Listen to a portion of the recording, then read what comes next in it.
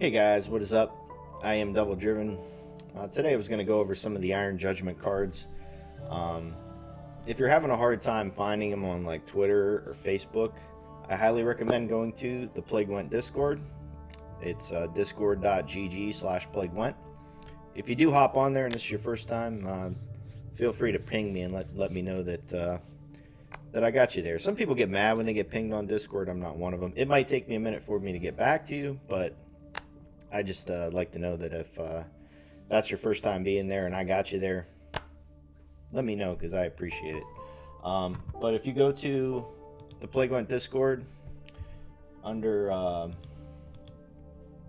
the Iron Judgment tab, they have them all under pinned messages, and you can see them all right there. This one was just released today. It's the Dryad Enchantress faction, scoia'tael, of course. Ability: give an allied unit vitality with the duration equal to its armor. So this is going to pair up real nice with the Dwarven Berserker. If the Dwarven Berserker was already on the board, it's going to ping once because it loses armor every turn. So this is going to be, I believe it's 7 provisions. That's what I read on Reddit. But so if it plays for 9, you know, you're buffing up the Berserker for 4 vitality. It's going to help that engine stay on the board. Will it see play? 7 provisions is kind of high. There are gold cards that are 7 provisions, so we'll have to wait and see. But really cool card. I love the art. We'll just have to wait and see. I did want to mention one other thing while I was on this thing. If you're not on the Discord, this is what you're missing out on. Reisik is one of the game designers or balance guys, and he put on here Gimpy Gerwin as a deployed damage by itself by 5, so he's good for making jokes, so I'm sure this isn't truly the ability, but if it is, this is what you're missing out on if you're not on the Discord. I just wanted to throw that out there. Next card up was actually leaked by a fellow TLG member, Yang Stees. I believe I said that right. If I didn't, I apologize. I'm super bad with names. It's the Ardfen Tortoise, Nilfgaard. Ability: exposed, boost the highest power enemy by 3. He's a human soldier. Rarity is rare. I'm not sure on the provisions. I wasn't able to find that. If you do know, put it in the comments below.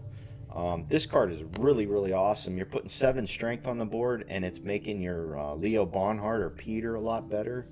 Because it's just putting more strength on a card. You can actually probably play this with the Nilfgaardian Knights now and just keep steamrolling something into its own, you know, your own Leo target and putting 7s on the board. You might set yourself up for an Igni, but I really like this card a lot. You could even start putting more armor on it. Not sure how yet, but and just keep buffing up something really big.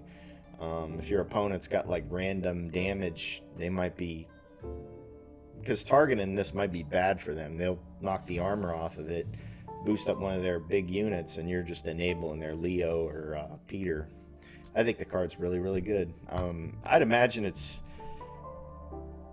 6 provisions, maybe 7. Not sure.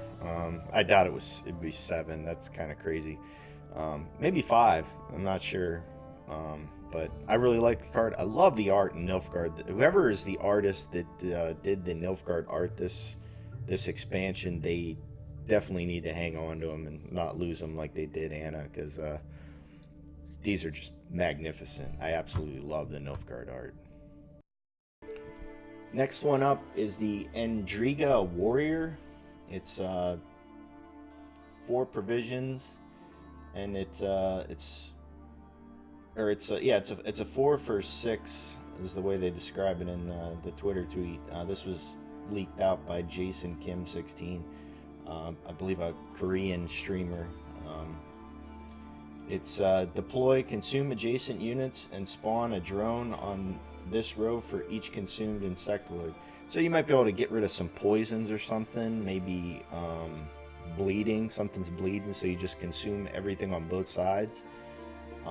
And then you also spawn 1/1, so you're putting green strength on a unit, possibly getting rid of, bounty. Bounty's going to just proc, but, you know, poisons and stuff like that. This card's going to help out a lot. From what I understand, too, the Arrakis Queen's being changed. Not sure if that's official yet or not, but I really like the card. I think Monsters is going to get a huge bump. I think a lot of people are kind of bummed out. I know David Rodriguez Jr. is definitely a huge Monster fan. He's not happy the way they're playing, so hopefully you get a bump here this coming season, DRJ. I'm rooting for you, buddy. I really like this card, though. I think it's pretty cool. Multiple consumes is always good when you're playing. You know, if you got a lot of times too, they're instant. So you know, also too, Death Wish cards. You know, Harpy Eggs, Rot Fiends, stuff like that. You know, it's even more value instantly. So I like the card a lot. I think. Next one up is the Terror Crew Axe Wielder. Ability: deploy, damage an enemy unit by 2. When it's exposed, damage a random enemy unit by 2. So you set this up next to like a priest or something, or a butcher. You can use it to knock that 2 strength off. It's going to damage something by 2. You can put that bleeding. I imagine this card's 4 provisions. I'm really bummed that they don't put the visions on these cards. I think it's because it's not totally finalized, but it's a human warrior and it's a common card for Skellige. For 4 strength, it's going to pair up nice with self-wounding, Svalblood. It's going to pair up nice with Croc. You can, you know, like I said, use it on a butcher, or you know, even Herald takes a couple pings to get it down. But you know, is your opponent really going to want to waste removal on a 2 strength unit? Probably not. So this thing's probably going to stick on the board. Possible Sweer's target, but I don't know. I think the card's pretty decent for if it's 4 provisions. Anything higher than that's probably no good. But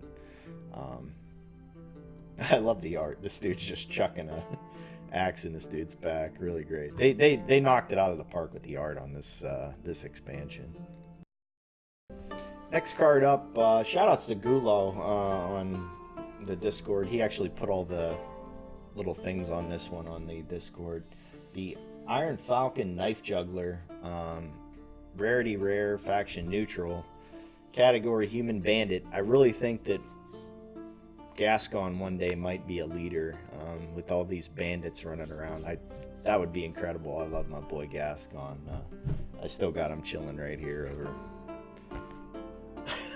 Knickers is coming too. I'm so excited for this for this expansion. I thought that Crimson Curse was going to be like untouchable, but this one's just great. So it's got 1 strength, 1 armor. It is 4 provisions on this one. It give 2 random enemy units bleeding for 2 turns. So it's a 5 for 4 with 1 armor. It's a neutral. This will probably be one of those plug-and-play cards for like maybe a Shoop deck or something like that. Maybe if you're playing like Shoop Detloff or something. I'm not real sure. This one's just kind of like one of those like filler cards. I'm not really a big fan of this one. Cool art, but neutral 1/1s, you know, I don't know about that one. It seems sketchy to me, but we'll have to wait and see. Next one up, the Salamandra Assassin. Ability: Intimidate. So every time you play a crime, this thing bumps up. Deploy ranged. It's row locked, so you have to play it on ranged. Damage an enemy unit with bounty by 2. So, not sure on the... Oh, it's 5 provisions. You could see it kind of faded there in the background. So, it's playing for above its provisions. I don't know if you're going to want to be just... Usually if you got something bountied, you're going to want to play like a assassin or the bad brother to knock it out. I mean, it's a nice little bonus, but I guess Summoning Circle is probably going to be changed, but I mean, this would be a nice pull from Summoning Circle on 5, but it also has this human Salamandra tag on it, so I imagine there's going to be some kind of Salamandra leader at some point in time. Common card. It's so-so. I mean, if it doesn't have bounty on it, you're not getting the damage, so I don't know about this one. This one doesn't seem like it's very good. You'll have to... I just don't think this one's going to fly, but... I don't know. It just seems like if you're putting a bounty down, you're going to want to take it out immediately. You're going to want to play an assassin or a bad brother. Cool art.